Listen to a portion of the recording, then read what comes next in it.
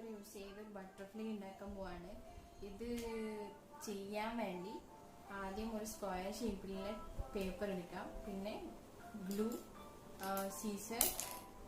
ഇത് ചെയ്യാൻ വേണ്ടി നൂലെടുക്കാം, അല്ലെങ്കിൽ റബ്ബർ ബാൻഡ് എടുക്കാം. നിങ്ങൾക്ക് ഏതാണ് ഇഷ്ടമുള്ള വെച്ചാൽ അതെടുത്ത് ചെയ്യാം.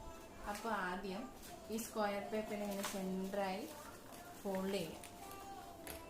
സെൻറ്ററായി ഫോൾഡ് ചെയ്ത് ഇതിങ്ങനെ സെൻറ്റർ വെച്ച് കട്ട് ചെയ്യാം. ആദ്യം സെയിം സൈസിൽ സെൻറ്ററായി കട്ട് ചെയ്യാം.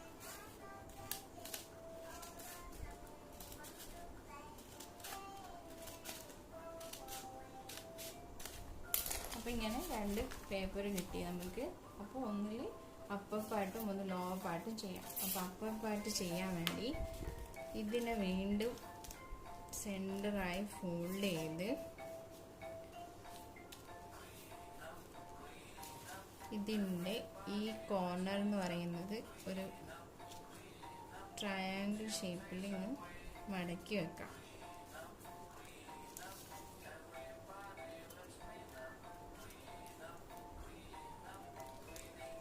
സെയിം മറ്റേ സൈഡും ചെയ്യാം.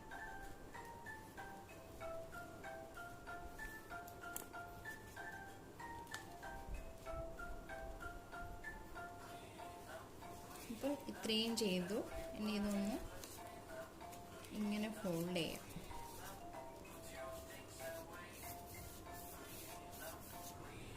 അപ്പോൾ ഇങ്ങനെയായി ഇപ്പോൾ നമ്മുടെ പേപ്പർ എന്ന് പറയുന്നത്.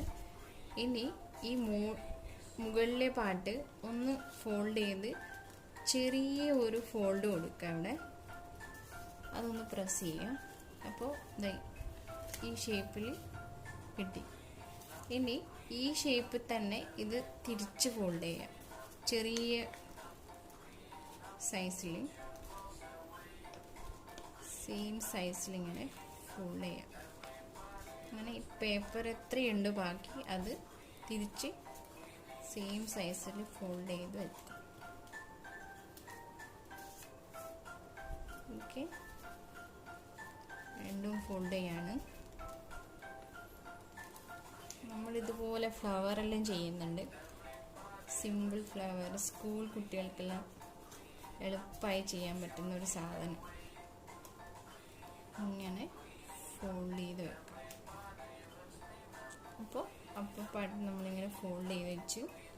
ഇനി സെയിം താഴത്തെ ഈ പാട്ടും അതേ പ്രൊസീജിയർ വെച്ച് ഫോൾഡ് ചെയ്യാം.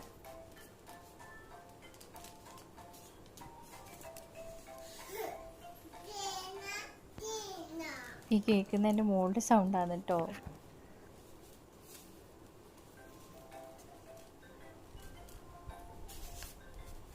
ഇങ്ങനെ ഫോൾഡ് ചെയ്ത് ചെറിയ ഫോൾഡ് ചെയ്ത് അപ്പം ഇങ്ങനെ കിട്ടും. ഇപ്പം എന്താ ഫോൾഡ് ചെയ്ത സാധനമാണ് ഇത്, കണ്ടില്ലേ? ഇനി ഇത് സെൻറ്ററായി ഇങ്ങനെ പ്രസ് ചെയ്ത് ഇങ്ങനെ പിടിക്കാം. അപ്പം എന്തായി? ബട്ടർഫ്ലൈ ചിറകായില്ലേ? ആയി. ഇനി ഇത് മാറ്റി വെച്ച് അടുത്ത പേപ്പർ എടുക്കാം. ഇതെന്ന് പറയുന്നത് താഴത്തെ പാട്ടാണ്. അപ്പോൾ ഇത് ആ ഫോൾഡ് ചെയ്ത പോലെ ചെറിയ ചെറിയ ഫോൾഡായി ഇങ്ങനെ ഫോൾഡ് ചെയ്യാം. ചെറിയ ഫോൾഡായി ഫുൾ പേപ്പർ അങ്ങനെ ഫോൾഡ് ചെയ്തെടുക്കാം.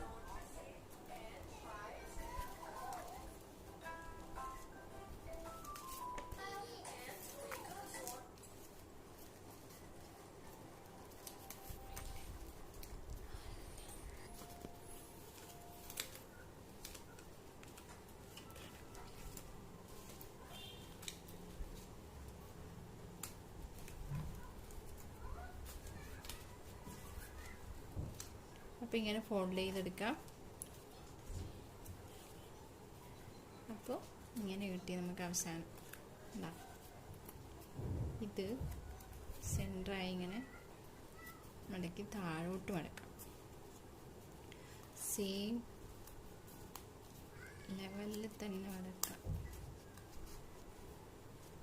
അപ്പോൾ ഇങ്ങനെ വന്നു. ഇത് രണ്ടും ഇനി ജോയിൻ ചെയ്യാം.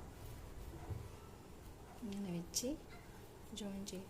ഇത് ചെയ്യാനാണ് ഞാൻ നൂലല്ലെങ്കിൽ റബ്ബർ ബാൻഡ് എന്ന് പറഞ്ഞത്. അപ്പോൾ റബ്ബർ ബാൻഡ് ആണെങ്കിൽ എളുപ്പത്തിൽ ഇങ്ങനെ ഇട്ട് നമുക്ക് ചെയ്യാവുന്നതാണ്. നൂലാണെങ്കിൽ കുറച്ച് പിടിച്ച് ചെയ്യാൻ കുട്ടികൾക്കൊന്നും പറ്റില്ല. അതുകൊണ്ട് ഞാൻ റബ്ബർ ബാൻഡ് യൂസ് ചെയ്തു. ഓക്കെ, അപ്പോൾ ഇത് ഉണ്ടാവും.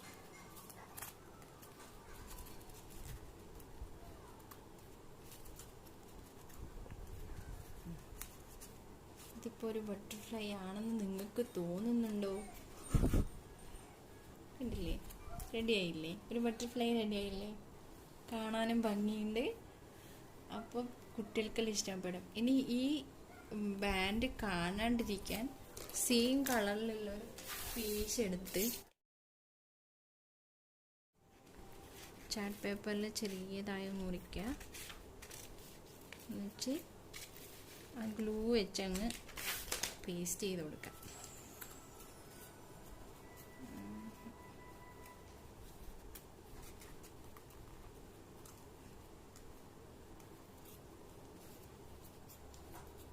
ഈ ഗ്ലൂ വെച്ചിട്ട് പേസ്റ്റ് ചെയ്ത് കൊടുക്കാം.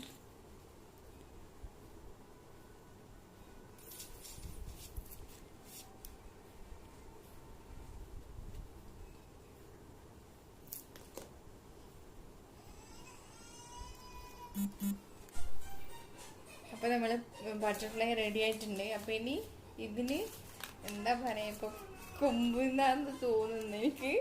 ഇങ്ങനെ ഒരു സാധനം വെച്ച് കൊടുക്കാം. നമ്മുടെ പൂമ്പാറ്റയുടെ ഒരു ഭംഗി കൂട്ടും.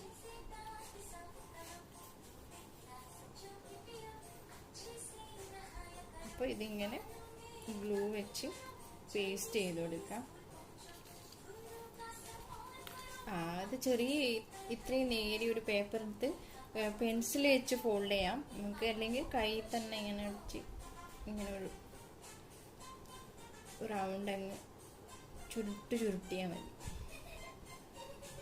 അപ്പം ഇങ്ങനെ ചുരുണ്ട് നിൽക്കുമ്പോൾ പെൻസിലോ പേനയോ എടുത്ത് ഇങ്ങനെ ഒന്ന് സ്ക്രോൾ ചെയ്ത് വിട്ടാൽ മതി. അപ്പോൾ ശരിയായിക്കോളും. ഇനി ഇത് രണ്ട് സൈഡിലായി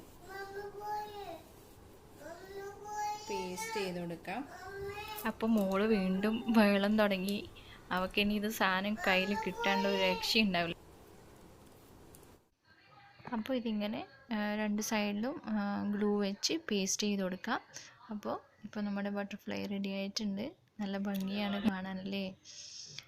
അപ്പോൾ ഇതാണ് നമ്മുടെ പേപ്പർ ബട്ടർഫ്ലൈ. ഇത് പിൻഭാഗമാണ്. പിൻഭാഗത്ത് ഒരു നല്ല ഡിസൈൻ പോലെയൊക്കെ നമുക്ക് കാണാം ഇത്. അപ്പോൾ എല്ലാവരും ട്രൈ ചെയ്യുക.